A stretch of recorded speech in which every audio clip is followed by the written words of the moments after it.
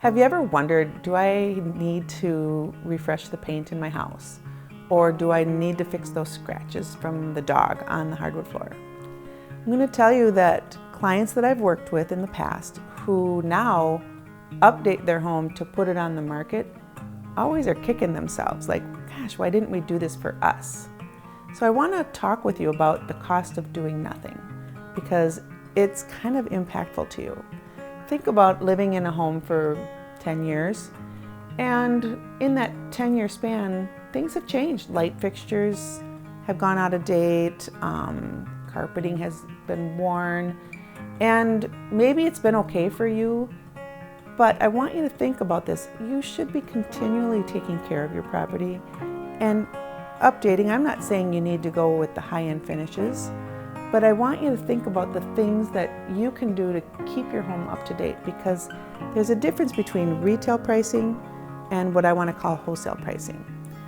A camera can hide a lot, so when all of a sudden a home comes on the market and it's your neighbors, maybe you've never been in the house, but look at, they're asking this price for their home and it looks like ours, so we should be able to get that price also.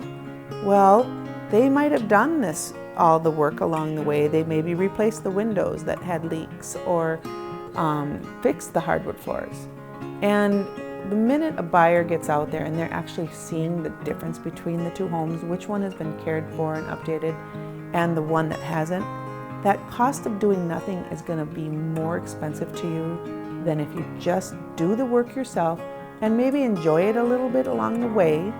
If you're wondering what you should be doing, there's been many times that I've been invited over to past clients' homes and they just really want to know, hey Judy, I'm not selling for a couple years. I don't even know when I'm going to sell, but would you recommend what I should be doing?